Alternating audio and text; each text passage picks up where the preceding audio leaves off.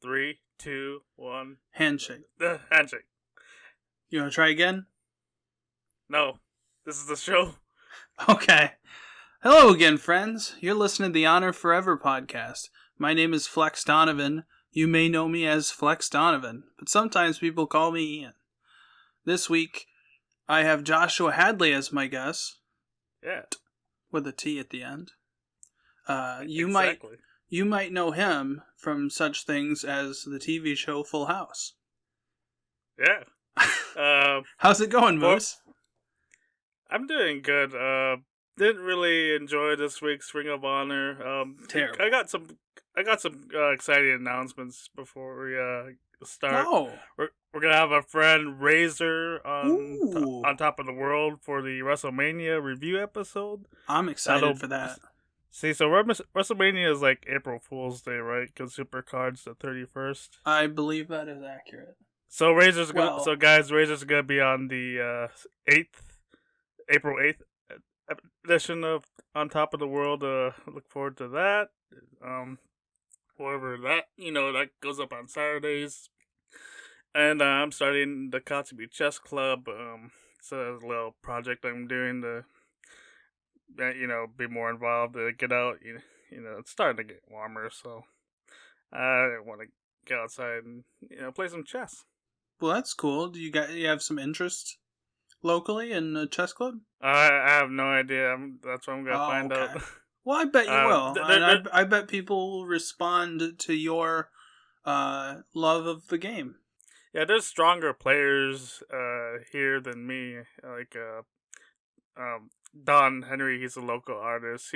He told me he's like 1800 in tournaments. Like, I don't know if he's playing FIDE games or just US the National Federation here. But yeah, he's the one person that I played on the streets here, and he defeated me in a chess game. So I'm about 1750 in Bullet online, which I think that's like the equivalent of being like a 1,000 level player in real life. So I don't know. I know I'm no good. I just got to I was for a little bit. This weekend I was 1100 in Rapid on chess.com playing 30-minute games. Oh, that's cool. Yeah. So we're going to start the show with one topic that's off topic, like we did last week. Do you want to go first, or do you want me to? What is is Tony just going to give everyone a title belt? Why is Orange Tony Cassidy Tony Khan? Oh, okay. The guy who books this show, too. I thought you meant Tony Danza. Nah. I will... Maybe Tony DeVito. No, anyway. What about Tony Deppen? Tony Deppen needs a title belt. He does need a title belt. Like, why isn't he like the Kansas City junior heavyweight champion? I'm for it. Yeah. So what was your question? Well, why is so Orange Cassidy is the international champion. Like, why? Like, that's just a world title. Like, what's the difference between him and MJF's the world champion? Okay, yeah. Well, I think when they started the All Atlantic title, they were hoping to send it to like Europe, the UK, stuff like that, and then they just decided not to do that. So I don't know what they're doing now. Do you remember the TNA television title, like versus the TNA Legends title? Yes. Then when AJ Styles was champion, they changed it to the television title. And then when AJ Styles was champion, they changed it to some other... No. Actually, no. I think Eric Young had it, and they changed it to the global title. Yes. Or some shit. Something like that, yeah. Then, like, they bring the title, like, after it's retired for a while, they bring it back as, like, the Grand Championship or whatever. Yep, that does sound familiar. Yeah, I was not watching TNA. I was laughing at it while keeping up with the news. Smarter than me. Smarter than me, I tell you that. Speaking of completely laughable wrestling promotions, Masha Slamovich defeated Nick Gage to win the Game Changer Wrestling World title. You have any thoughts on that? No, I'm just looking forward to Tommy Rich. He's good. He's gonna be at GCW next month. Yeah, do you think Tommy still got it? Oh hell no, dude! Like, he's so shitty. Did Tommy anymore. ever have it? Yeah, he was a okay wrestler. Well, compared to the game game from 1990. compared to the Game Changer Wrestling roster, he probably was a superstar. But Yeah. Yeah, no, like I did watch his match in GCW from a couple of years ago, and it was just awful. It's just more funny to me than something like, oh man, I'm so excited to see Tommy again. I just fuck, I get a laugh out of it. all right, folks, this is going to be a different kind of show. Our podcasts have been too long. Our editor is very upset. He says, "Stop that." We put the forever in honor forever.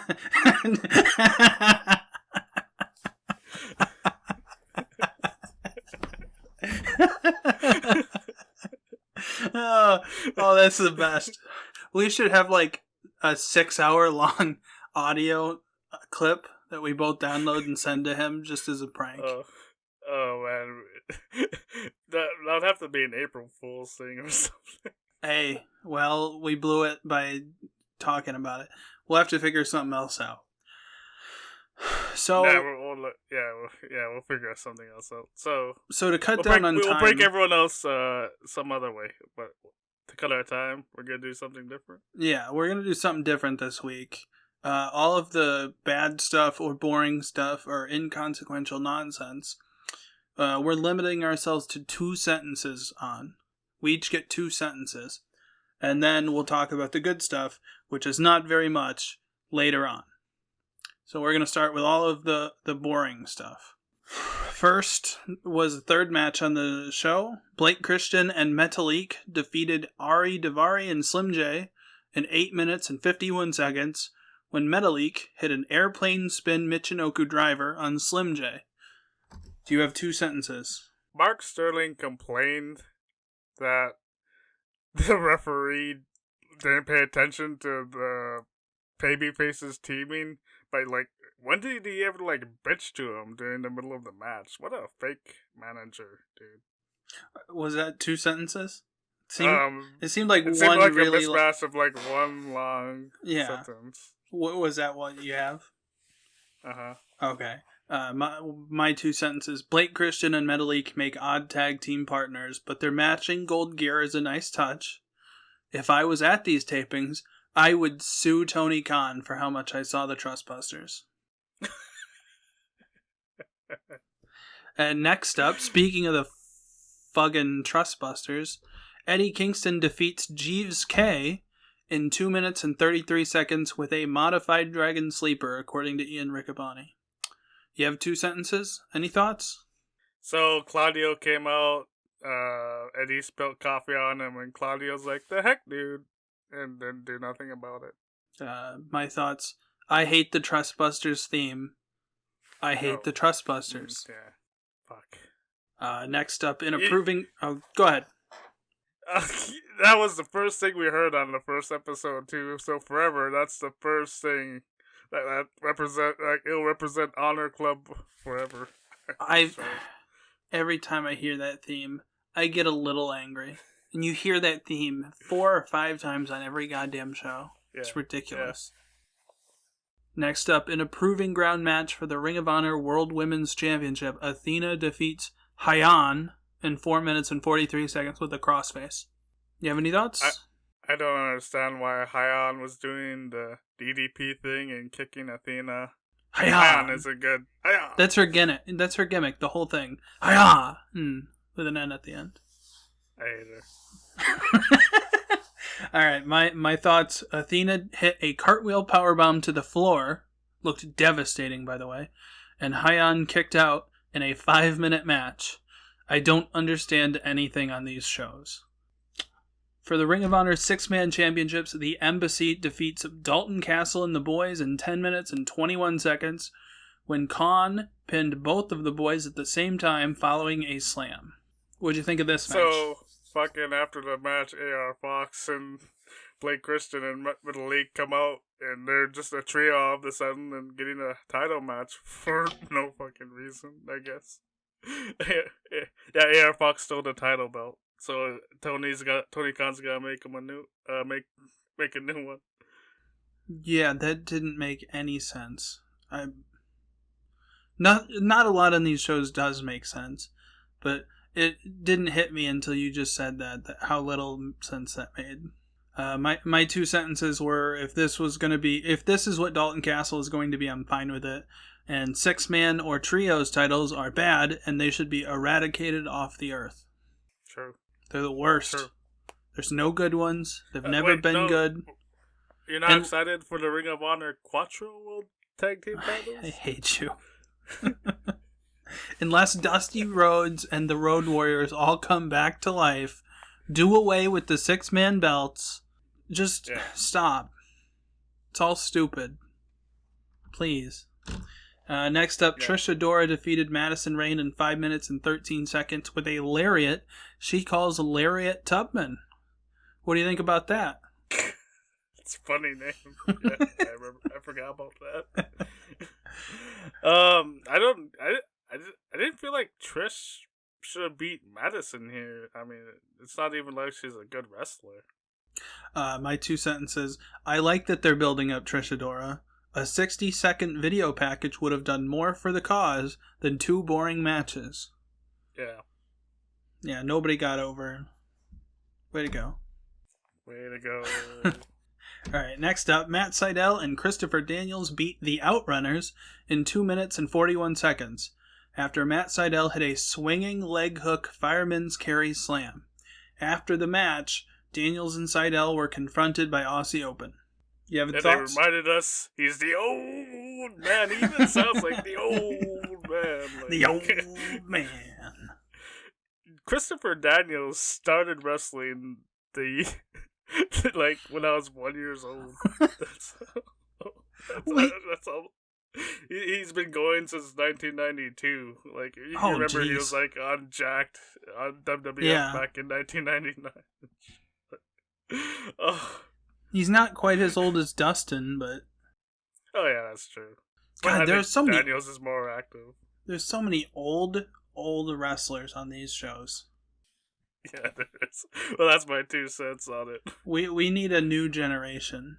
My 2 sentences. Daniels and Sydal had 3 minutes to reestablish themselves as a veteran team before being confronted by Aussie Open.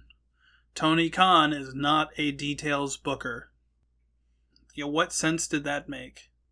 They've been a team again for 3 minutes.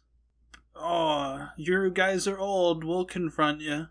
Great. Yeah, see, it makes Matt. Now that I think about it, it makes Matt Sydal seem like he's old too, even though he's not nearly as old. What is he? 39, 40? Yeah, something like that. He's in great shape. Yeah, I enjoyed watching him in this match.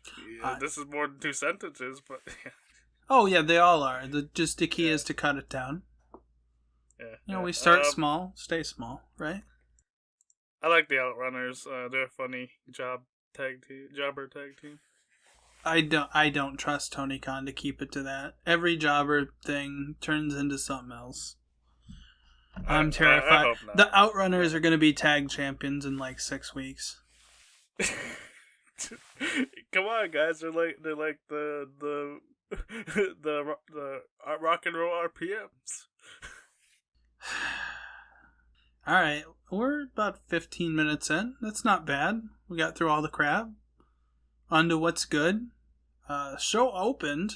Claudio Castagnoli defeating Willie Mack in 7 minutes and 13 seconds after hitting a running uppercut. What do you think of this one? I could see why Willie wasn't in the old Ring of Honor much. Wasn't too impressed by him. I mean, he's fine wrestler to be a mid-carder, dude. I see his name around, and I thought he was like I thought he could have been a bigger deal just by what I heard, and now that I've watched him here, yeah, I could he's definitely like main event in the NAA, but actually maybe here he could main event. But we got Claudio. What an insult! He's a main eventer in the Billy Corgan's NWA. Yeah? When I see him, I'm reminded of Tyrus. Gosh, that's brutal. Claudio was good. Yeah, Claudio is always good. Solid back and forth match. I like the finish. I like wrestling matches that don't end with a natural or a normal finisher. I think a lot more of them should, and if they did, and you could sort of uproot the quote-unquote formula for how matches work, you could make matches more compelling. I think that's a great thing going forward. I hope all of his matches, well, not all of them, but, I hope. It happens more often. Yeah. Paul Turner's sell on the uppercut was great. Oh, yeah. You have any other thoughts on this match? No. Okay. Oh, all right. For whatever reason, Wheeler's main event, in the main event, and Claudio's in the circle jerker.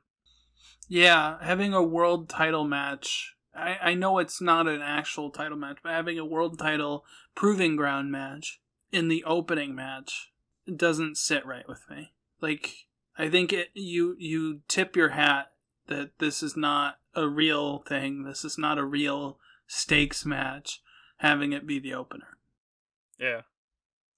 Although it's very much like how Tony Khan seems to book his shows. Yeah. He's not taking any, how would Gabe do this? How would Adam Pearce do this? What about Delirious, Cornette? No, it's just, this is how we play TEW or, book Dark, so let's do it that way. This is how we book Dark. There's a hit song for you. Let's put it on a shirt. Hell yeah. Montel Jordan voice. Next up was my favorite match on the show. Dante Martin defeated Mike Bennett in 10 minutes and 3 seconds with a spinning half Nelson slam. What'd you think? This is Dante Martin's best match. He needed to work with good workers. So although this has the annoying Tony Khan dark booking of we're just gonna book the same people to wrestle each other in every match for a feud instead of build it up with promos or something. Right. This is like if you learned how to book on SmackDown versus Raw, where if your feud didn't keep, you didn't do the match every week, the fans forgot about it. I forgot. Yeah, it was like that. Yeah. Yeah, it was. It is exactly like that. Do you want me to read my notes? Yes, please. This was the second match on the show. At this point, I was legitimately thinking that this was going to be a good episode. I really was. I was like, oh my god, Tony waited till week 3, but he's done it. Because, 20 minutes in, this is a good show. I think it peaked here.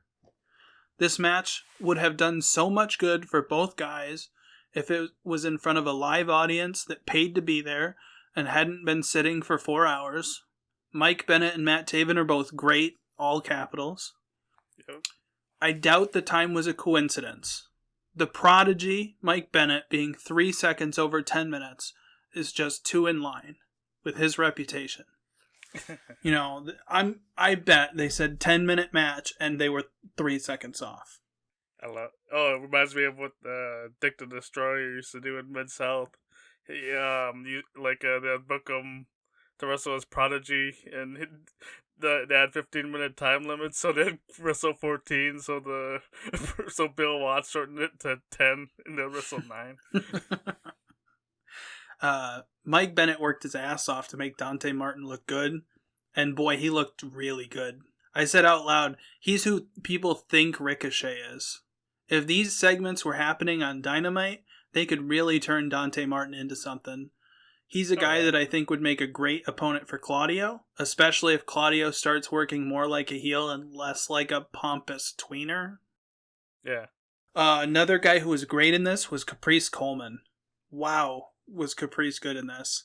His low moments on commentary are still low, but his highs are really high. They're like Don West level high as far as getting something over. Yeah.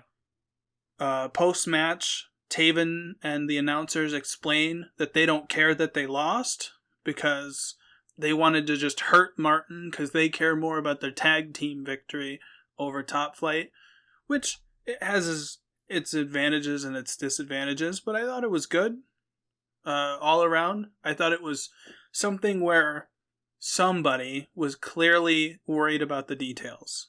I don't like this feud because they're doing the exact same thing with like Blake Christian and Malik. Oh, we're gonna wrestle again next week. Well, in the Trustbuster, it's the dark booking. I'm not a fan of it, but I like the wrestlers. Is Blake Christian and Metalik done with the Trustbusters? Because they're in the 6-man with the Embassy now.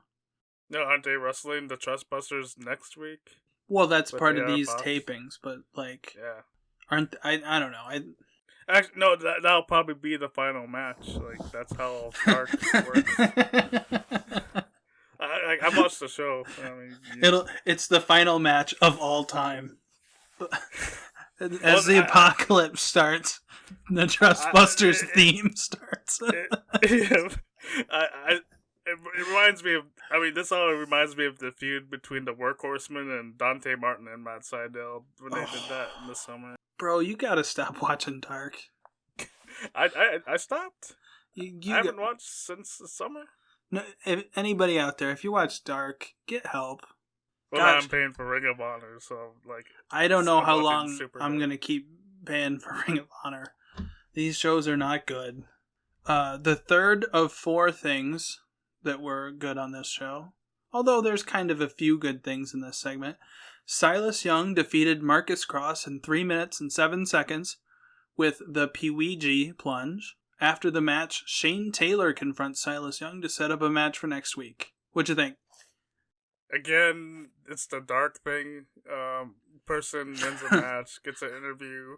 What do you mean by dark? Comes out we're wrestling next week, and like okay, yeah, dark booking again. I love Silas Young, great wrestler. It's cool. It's great that Shane's here too. Marcus Cross, we all remember he was in the tag team with Griff Garrison in Ring of Honor before it was purchased by Tony Khan. Yeah, we all remember that.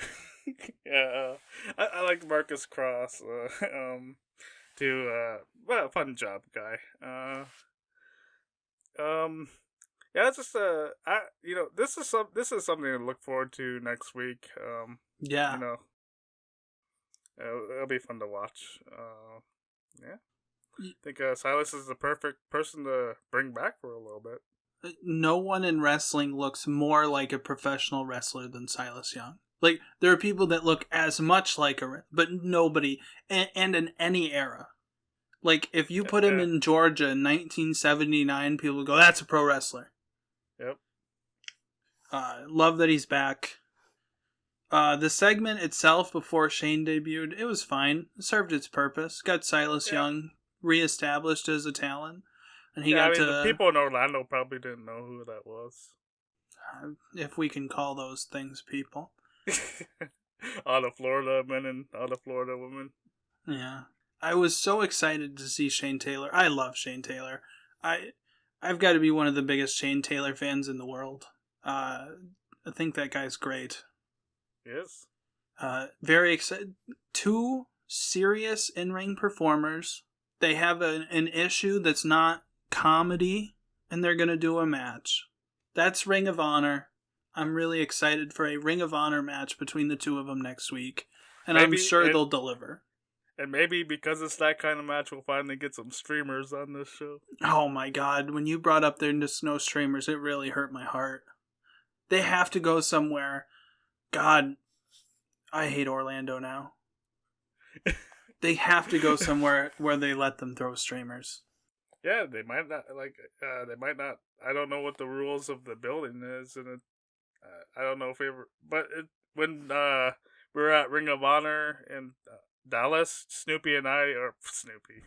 Gopher and I didn't bring streamers. They handed us to throw in during the ring. Like, I don't know why Tony Khan, like, I mean, you think he'd want it, especially like you could manufacture, the light with like all right, Wheeler's about to wrestle. Let's give the people streamers or something.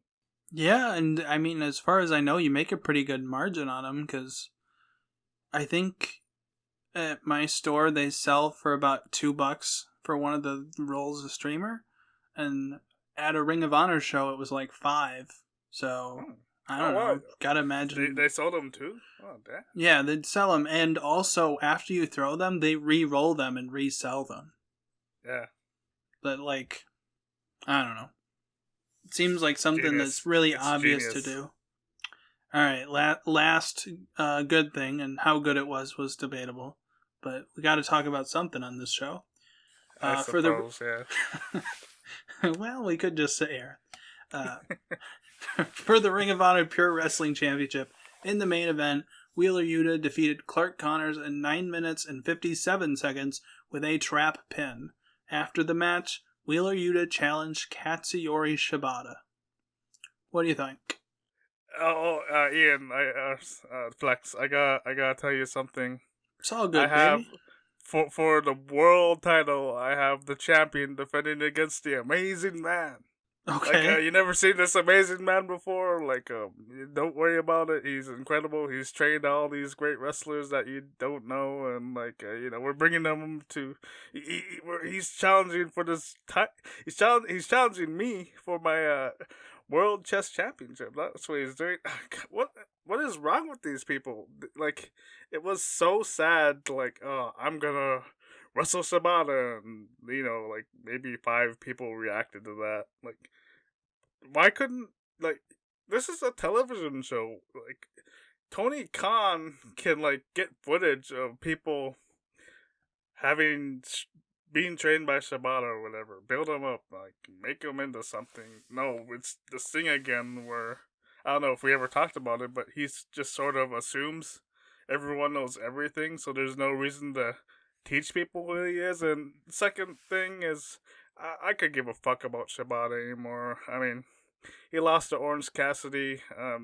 He's nothing to me. Like 6 years ago, I would have been, oh, this is exciting. Now, like, I could give a fuck. I have to ask, okay, with what's on this Super Card of Honor show so far.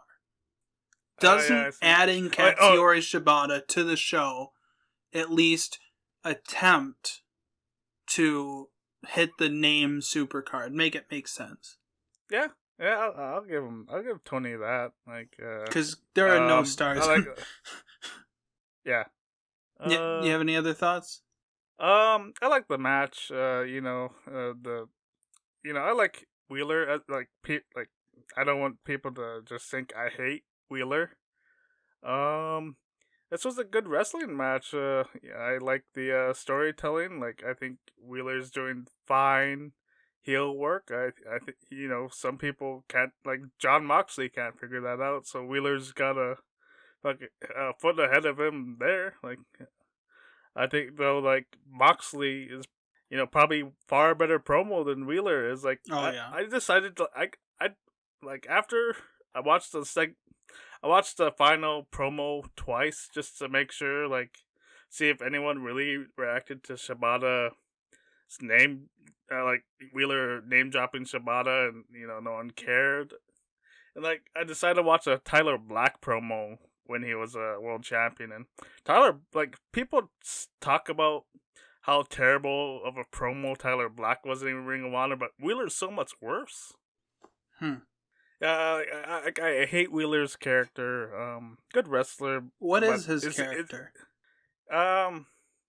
He's whiny. He's whiny and upset that he's being treated as a child when he's world champion. I mean, not world champion, but he's a champion, right? So he's ought to be taken seriously. I don't know. I guess that's his character. Yeah, that's his character. I mean, I don't know if it's a good the whiny crybaby. Yeah, he's the 11-year-old that's like, hey, I'm an adult. Okay, man. I mean, go get your juice box. Yeah, I mean, he gets upset that people call him the junior member of the of the of was it the Blackpool Combat Club? Yeah, that. Who cares what it's called? They don't have anybody from England in it. Who cares? But yeah, the in ring it was good. The promo awful. Yeah, it doesn't make me excited for anything. Why is Wheeler the star of this show? Like, what's going on with that? I don't know. I don't know why Wheeler is the star of the show. Before I get into what I thought, what did you think of Dean Malenko being a judge? I thought that was cool. It was nice to see Dean. And I saw Colt Cabana was a judge too, along with BJ Whitmer. I'd like to see Colt wrestle. Yeah, I would like to see more of Colt and less of the Trustbusters. Oh man. I think that's what they're waiting for. They're like putting us through our paces. Like it's gonna be the Trustbusters, or maybe they're gonna have Colt Cabana feud with the Trustbusters. Well, I don't want to see Colt that bad. The first note was I wish some of Jon Moxley's authenticity would rub off on Wheeler Yuta, because I don't believe him. The technical work is really good. It's really technically sound, but I don't believe he's actually in a struggle. I don't believe his character. I don't believe him when he's on the microphone. I think he's a really subpar champion. I think if you put him with Shibata, and it seems like it's gonna expose him in the same way putting him on the same show as Zack Sabre Jr. exposed him last week. It's gonna expose him in the same way being in the tournament, the pure title tournament back in 2020 with Jonathan Gresham exposed him. Like, this guy has potential, but he's not there yet. And they keep putting him in situations where maybe he'll learn from him, but maybe the audience will learn faster that he's not there yet, which is worse.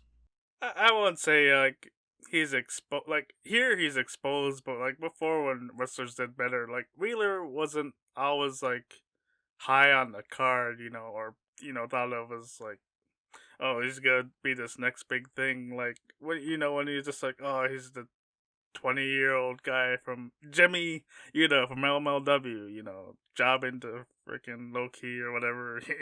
I wouldn't say he's exposed, but yeah, like he ain't the best like wrestler to even be holding the pure title, in my opinion. Who would you have hold it?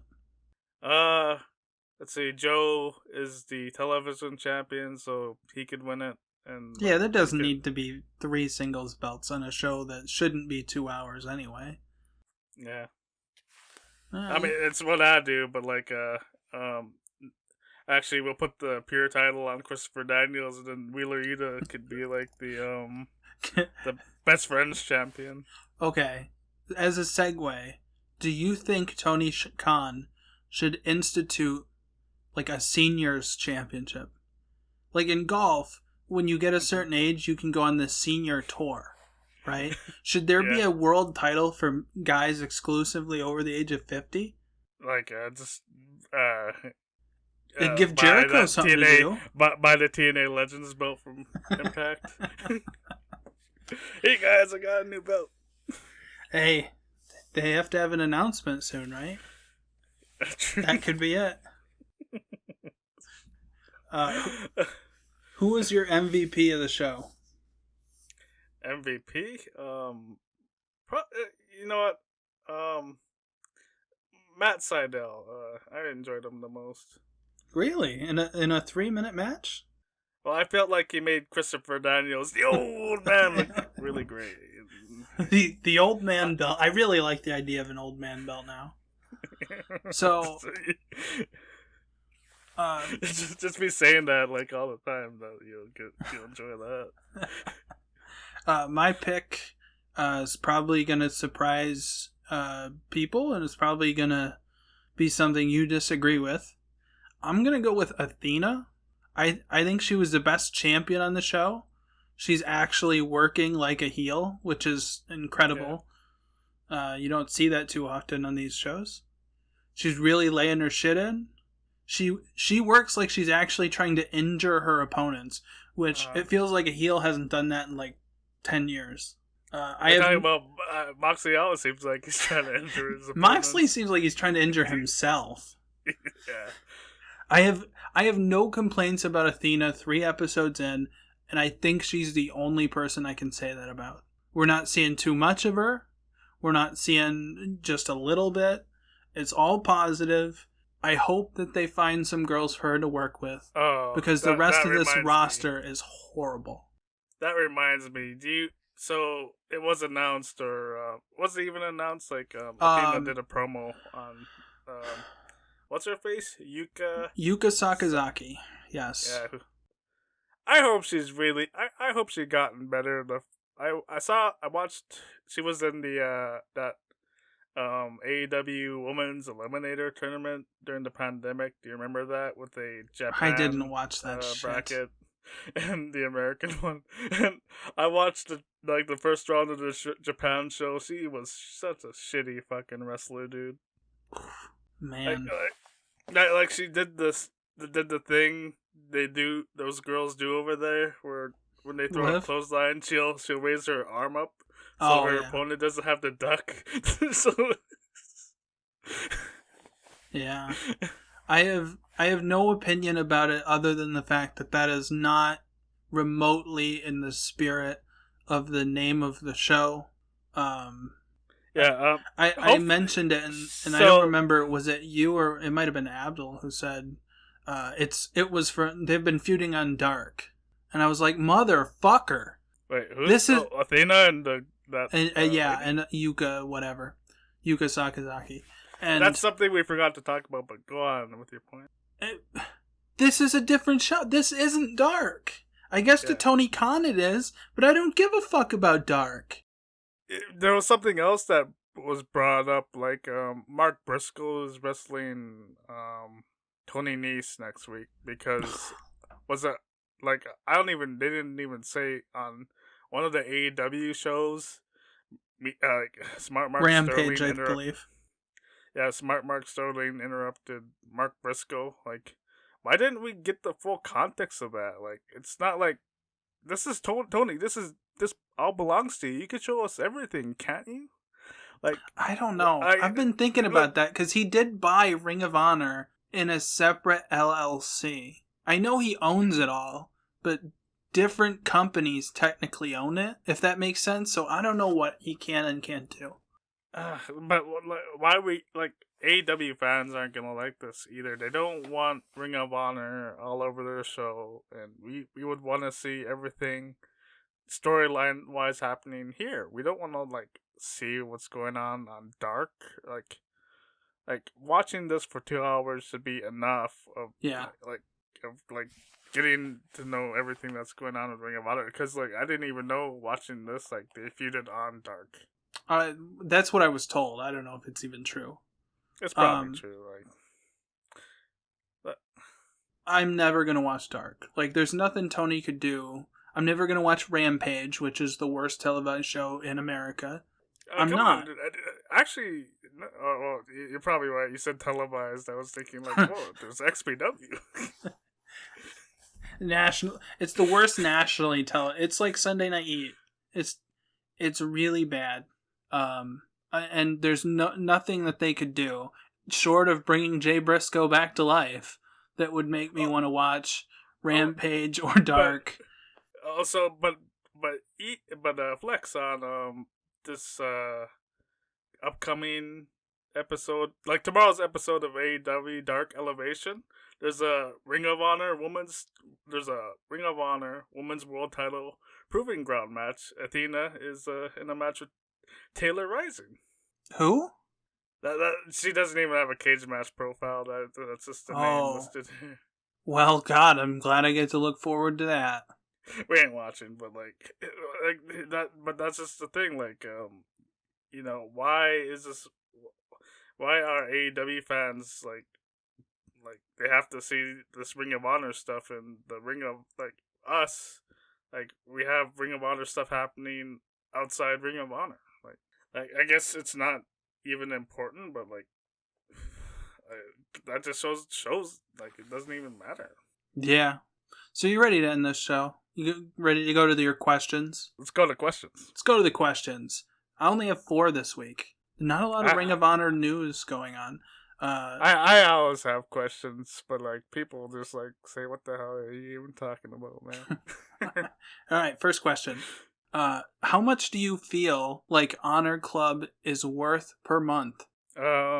Like $10 a month's fine. I think that's what it is, right? These shows suck. I do like going back, and like right now I'm going back to 2011 and watching Ring of Honor on Sinclair, and I very much enjoy that. And I'm planning on going back and seeing stuff I never seen. Like I've never actually seen Samoa Joe versus Kenta Kobashi. Really, you haven't? Yeah, so having this, I can actually go back and watch the show. Okay, let me rephrase. If you weren't gonna watch historic Ring of Honor shows and you're only watching new content for the new content, how much do you think this is worth? Like, yeah, it'll be free with ads. Yeah, I think free with ads is spot on. Yesterday, AEW did a House Rules non-televised live event. Do you think there's any chance they're going to do any Ring of Honor exclusive live events this summer? No, I think that's too much on Tony's plate. Well, it doesn't discourage Tony now. He does whatever. I suppose. And there's no football in the summer. Yeah, I guess, yeah. The third question, we already talked about it a little bit. I'm going to ask it anyway. Athena laid out the challenge to defend her title at Supercard of Honor against Yuka Sakazaki. Are you excited for that match? No. See, I mean, I'll be fair, guys. Like, it's been a couple of years. She's probably a better wrestler, but, she'll have to prove herself, but I'm not excited. My bar is low. If she's better than Anna Jay, then this is a win. I'm fine with it.